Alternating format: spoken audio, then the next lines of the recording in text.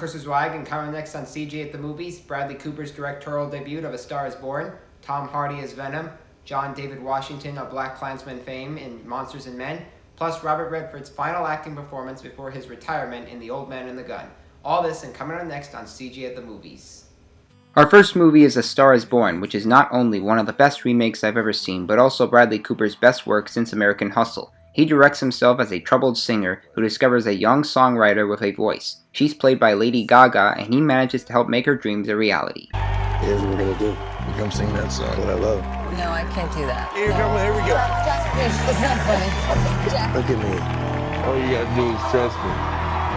Like the other versions, the movie deals with their love story as well as the hero's drug and booze addiction. Cooper manages to show us his vision with such pulsating ambition, great music, and profound acting. And Lady Gaga is also wonderful as the young dreamer, ranking with Janet Gaynor, Judy Garland, and Barbra Streisand. This is the movie for you. Go see it.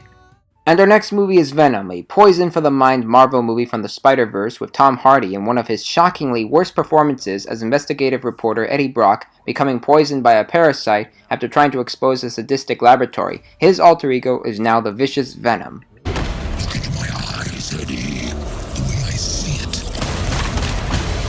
We can do whatever we want.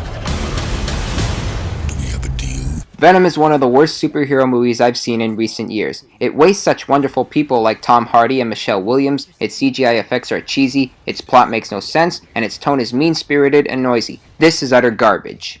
Next up we have The Old Man and the Gun, the latest from indie director David Lowery, which is said to be Robert Redford's last acting job before he retires. Based on a true story, he plays a criminal who has busted out of prison countless times and robs banks in a polite manner.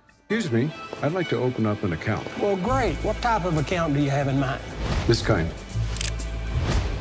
This kind.